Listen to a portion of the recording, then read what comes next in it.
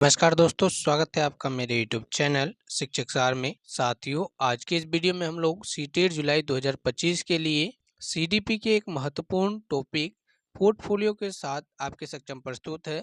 साथियों, वीडियो में आगे बढ़े उससे पहले आपको बता दें, यदि आप मेरे यूट्यूब चैनल पर नए हैं तो चैनल को सब्सक्राइब कर इसे अपना दोस्तों तक शेयर जरूर कीजिएगा। जो भी साथियों सीटेट जुलाई 2025 के एग्जाम की तैयारी कर रहे हैं उन तक इसे शेयर जरूर कीजिएगा।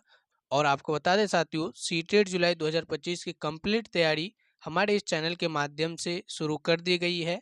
इसके कई वीडियो साथियों, कई क्लासेस हो भी चुके हैं जिन्हें आप हमारे यूट्यूब चैनल के प्ले लिस्ट में जाके देख सकते हैं।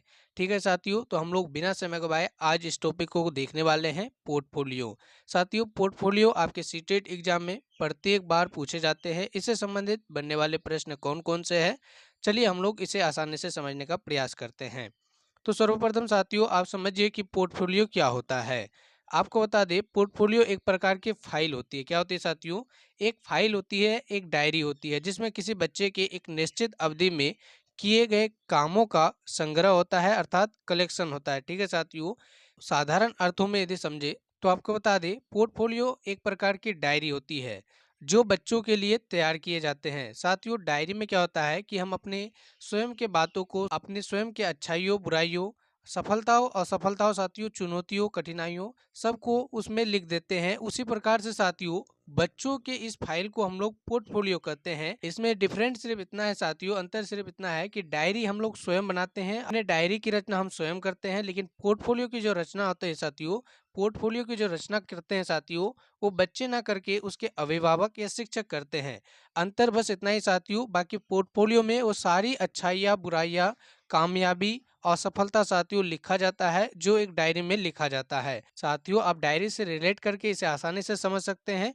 पोर्टफोलियो बच्चों का एक डायरी होता है। क्या होता है साथियों? फाइल होता है जिसमें सभी प्रकार की चुनौती, सफलता असफलता, उसके साथियों इच्छाएं और जो जो भी उसे पसंद है नापसंद है, सभी कुछ साथियों उसमें लिखा जाता है। चाहे इसे आप पढ़ाई के क्षेत्र में ले लीजिए या किसी भी शैक्षणिक गतिविधि के क्षेत्र में ले लीजिए साथियों, या किसी अन्य क्षेत्र में आप इसे ले लीजिए, पोर्टफोलियो का संबंध कहीं ना कहीं डायरी से है, जिसे बच्चे स्वयं ना बना करके एक शिक्षक या अभिभावक को इसे बनाना होता है।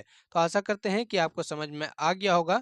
चलिए उसके बाद इसके आगे के पॉइंट्स को देख लेते हैं। तो आगे इसके बारे में बताया गया साथियों कि बच्चों की उपलब्धि प्रगति, जैसे कि साथियों आपको बताया गया कि सभी प्रकार की घटनाओं, उपलब्धि, बच्चों की प्रगति, कमियों को इसमें रखा जाता है। ठीक है साथियों, कमियां चाहे उपलब्धियों को ले लीजिए, सफलता या असफलता को ले लीजिए, सभी प्रकार की घटनाओं का वर्णन बच्चों के इस पोर्टफोलियो में किया जाता है। तो आशा करते हैं कि सारे पॉइंट्स आपको समझ में आ रहे होंगे।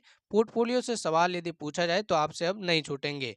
आगे के पॉइंट में दिए गए साथियों, पोर्टफोलियो से बच्चों की महत्वपूर्ण जानकारियां मिलती है। साथियों, यदि बच्चों के पोर्टफोलियो को अच्छे ढंग से बनाया जाए और उसे सुरक्षित रखा जाए तो साथियों, भविष्य में उस पोर्टफोलियो का उपयोग हम लोग बच्चों के व्यक्तिगत अनुभवों को जानने में, उसके पारिवारिक, शैक्षणिक, सह शैक्षणिक और साथियों सांस्कृतिक सामाजिक जानकारियों को उससे हासिल कर सकते हैं। ठीक है साथियों, क्योंकि एक पोर्टफोलियो में बच्चों की सभी प्रकार की घटनाओं का क्या होता है, कलेक्शन होता है साथियों।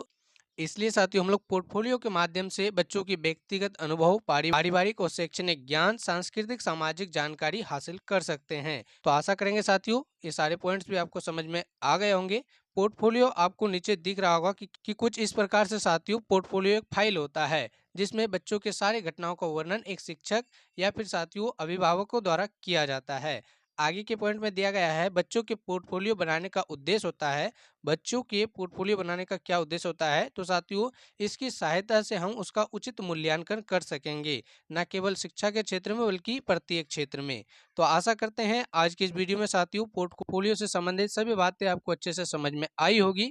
अब इससे पूछे जाने वाले प्रश्न आपसे नहीं छूटेंगे। तो साथियों, यदि वीडियो आपको पसंद आई तो वीडियो को लाइक कर इसे अपने दोस्तों तक शेयर जरूर कीजिएगा। और सीटेट जुलाई 2025 की कंप्लीट तैयारी के लिए साथियों, आप हमारे चैनल को सब्सक्राइब कर हमसे अवश्य जुड़ जाइए। डिस्क्रिप्शन में हमारे व्हाट्सएप चैनल और टेलीग्राम चैनल का लिंक दिया गया है, जहां साथियों आपकी सीटेट जुलाई 2025 की कंप्लीट तैयारी के लिए सभी प्रकार के नोटिफिकेशन और हमारे द्वारा फ्री मटेरियल्स प्रोवाइड कराए जाते हैं। तो साथियों, आप उनसे जरूर जुड़ जाइए। तो मिलते हैं साथियों अगले वीडियो में, तब तक के लिए आपका बहुत बहुत धन्यवाद।